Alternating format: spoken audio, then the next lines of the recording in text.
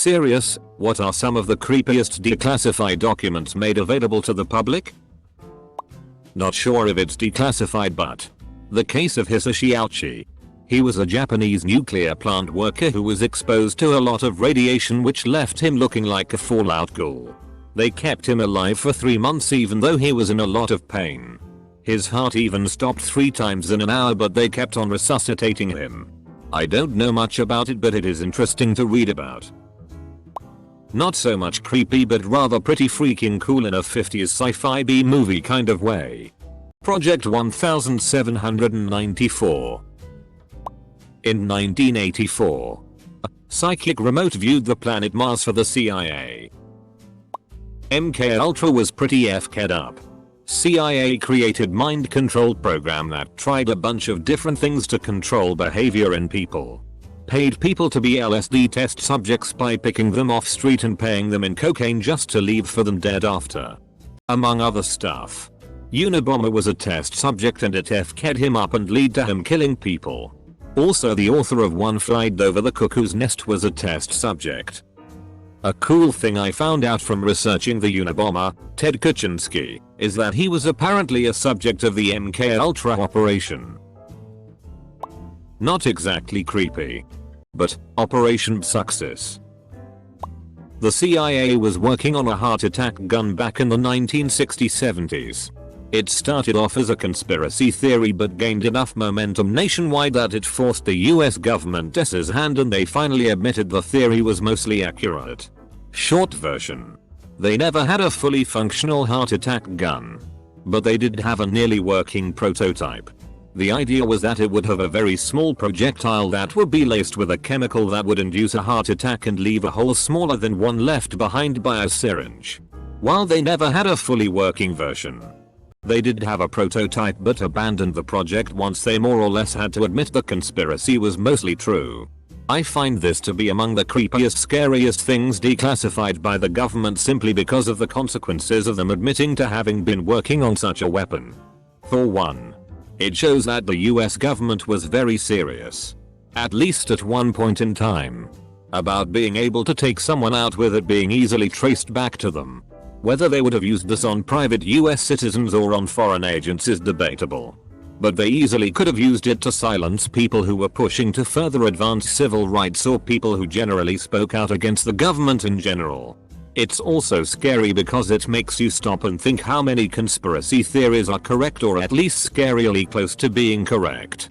Disclaimer. I am not a conspiracy theorist. I do find them interesting and tend to read up about them but have never bought into very many of them. I mostly just find them interesting. Not really classified, but very creepy. The business plot of 1933. The wealthiest businessmen of America, like the names you see on banks and buildings in America today, allegedly formed a plot to overthrow President FDR and install a military leader in his place. Their choice was a U.S. Marine general named Smedley Butler, as he was a decorated leader of the highest rank. Butler, a loyal patriot, played along until they were seriously about to attempt to collapse the U.S. economy by holding the financial stability of the country hostage.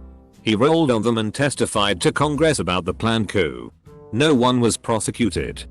General Smedley Butler may be the reason the world does not, officially, have a society like the United Corporations of Rockefeller, Morgan and Chase. Source. Had an activist U.S. Marine general named Smedley Butler, as he was a decorated leader of the highest rank. Butler, a loyal patriot, played along until they were seriously about to attempt to collapse the U.S. Sweden had a compulsory sterilization program. For me, it's normally when the government have outright lied to the general public and put their health at risk. Years of denials follow before they admit their faults. Worst ones I've heard are the Tuskegee soldiers' syphilis experiment. They lied to not just the public but to men fighting for their country. MKUltra LSD experiments. Again, the government acted against the people it's meant to represent and protect. Seeing a theme emerging here. I can go on, but for me it's always comes down to that bully boy attitude against what they consider to be a weaker or less important person. Who are any of us to decide who is deserving and who isn't? But what truly shocks is not just what they got away with, but the fact there isn't more outrage or any punishment meted out when it becomes known. The CIA's audio SX tapes of MLK. HBO used the real ones for their LBJ docu series starring Bryan Cranston. Ike. The program was called Counterintelligence Project, COINTELPRO. They tried to infiltrate organizations they felt were anti-American. Of course MLK was the worst of the worst. Can't be getting whites to join his socialist movement. Blasi Kaladazasu PPO said to divide us. The CIA. Probably. Soviet Union's Cannibal Island. Definitely the Jonestown death tape. That shit proves to be a solid way to lose all chances of sleep. So, here's some context. Jim Jones started a cult called the People's Temple, yes, without the apostrophe, and eventually they moved to a new settlement they built in Guyana called Jonestown, named after their leader.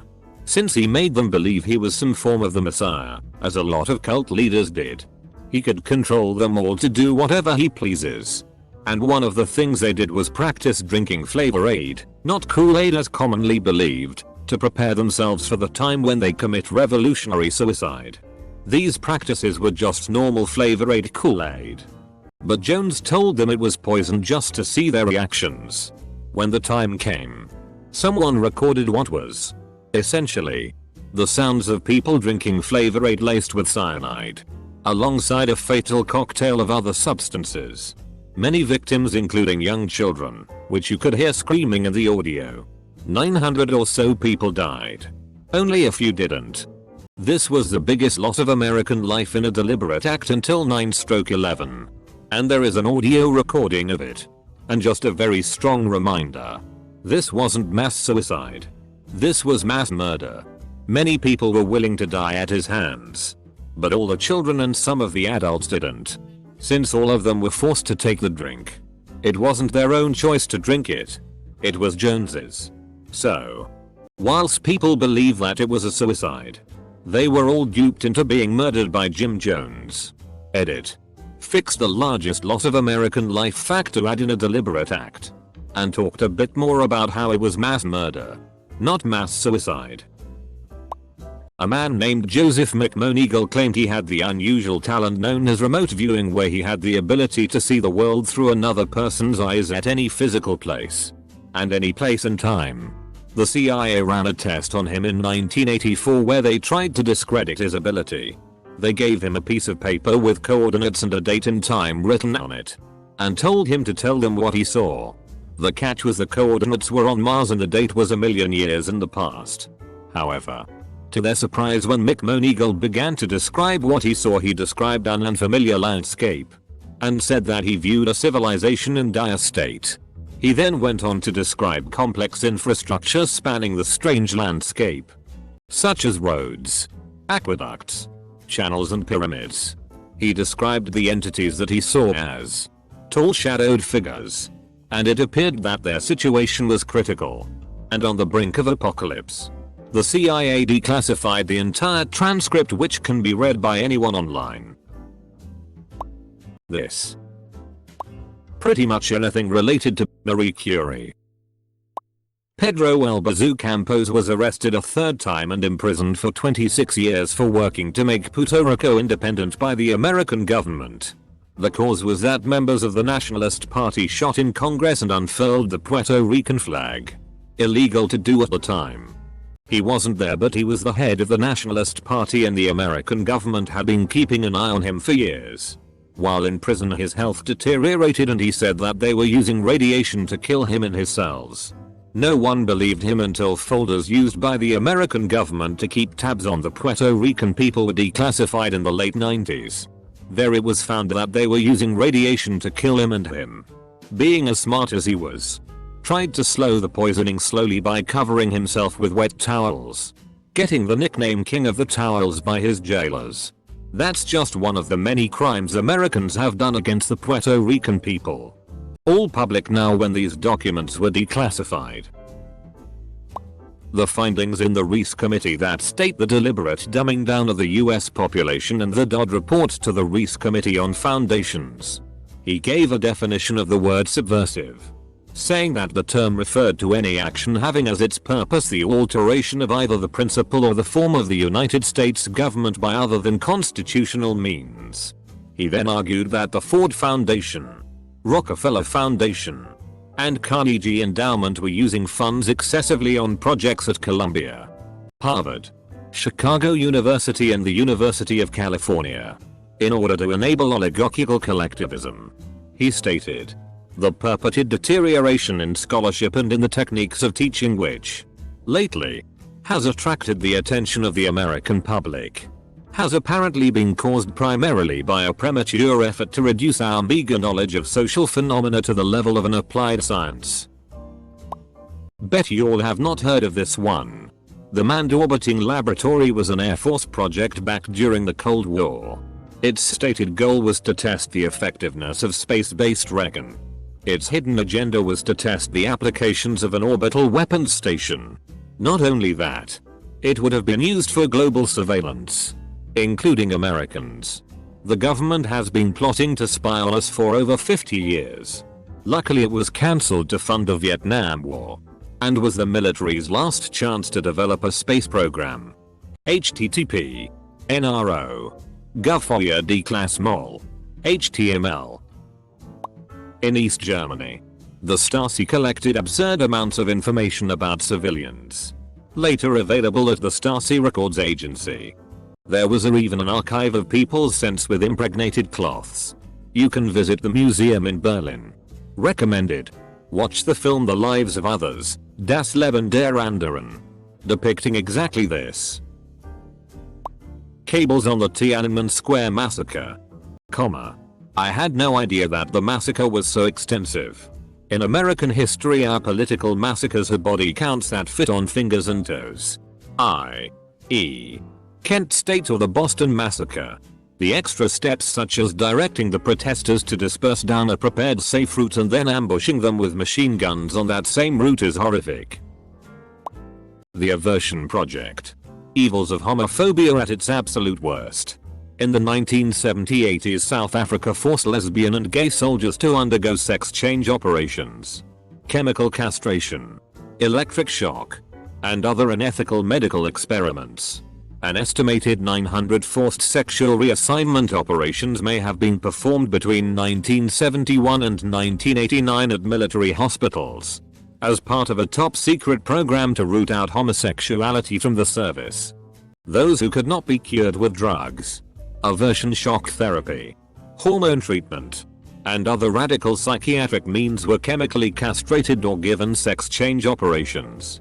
www.theguardian.com world/2000/Joel/29/ChrismGrill. Recently the US declassified that the Gulf of Tonkin incident that incited our involvement in the Vietnam War was completely falsified and that American forces were never actually fired upon.